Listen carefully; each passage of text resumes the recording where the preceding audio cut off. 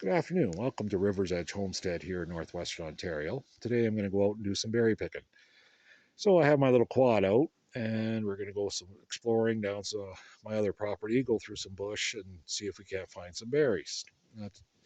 So that got me to thinking, what do people do or what are they thinking of? Are they new to homesteading and have to come up with a plan on the tools they're going to need on their homestead?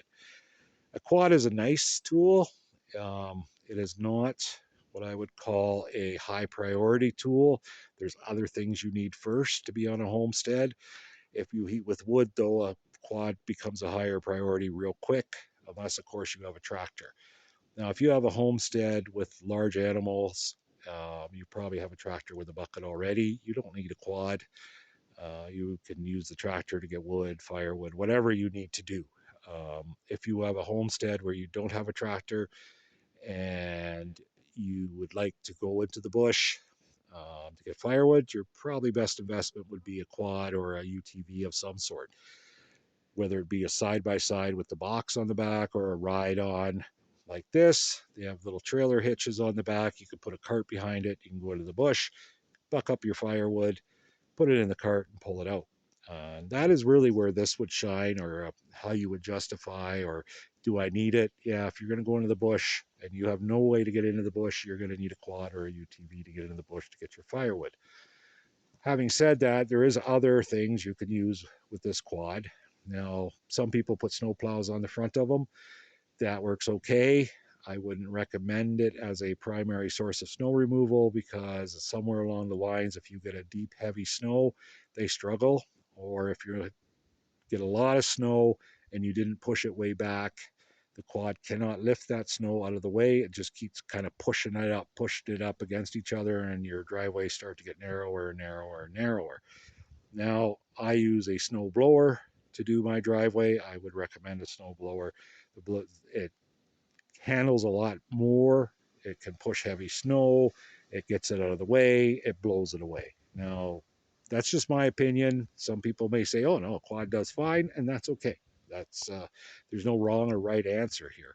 It's just opinions and suggestions. Now, if you're in the market for a quad, I would suggest, and you are looking around whether you can afford new or used.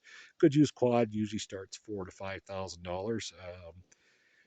If you start getting under that, you start getting needs work or need some TLC, as in this quad. When I bought it, it needed TLC. I'm a bit mechanically inclined, so I can keep these old girls running. If you're not mechanically inclined or have no interest in having to fix the thing to keep it running, then you're going to probably start looking at an investment of $5,000. Around 10 to 12 will get you into a new quad. Base ones like little 450s or 570s, which is basically all you need. You can get up to thousands in that, but they start getting heavy. Again, you can start at a 450, 350. I just run a 350 and a 250 that does everything I need, but I have a big tractor as backup. Now, the other options you're going to get into is whether it's automatic or semi-automatic. I prefer semi-automatic units. Automatics run off a belt. Now that belt can shred. They tend to shred if you're stuck and you're turning the motor trying to get the back wheels to move, or the front wheels. I've seen them shred. They're not easy to change. Once you shred one, unless you clean things up properly, it just keeps shredding belts. That's been my experience with them. Again, no right or wrong answer. If somebody's had good experiences with belt-driven units, that's great. Okay. Um, like I said, semi-automatics, gear shift down here. You're going to click it up and down, depending on which gear you need to be in. So there is no belt. Other than that, these are rather complex machines. They got transmissions, CV joints. They are four-wheel drive. They will, this particular machine will have four-wheel drive, differential lock, which means it locks everything up. It's got forward, reverse, and it has ranges like low or super low. The old Suzukis were great. They could pull like crazy because you could lock the diffs and put it in super low and it had lots of torque.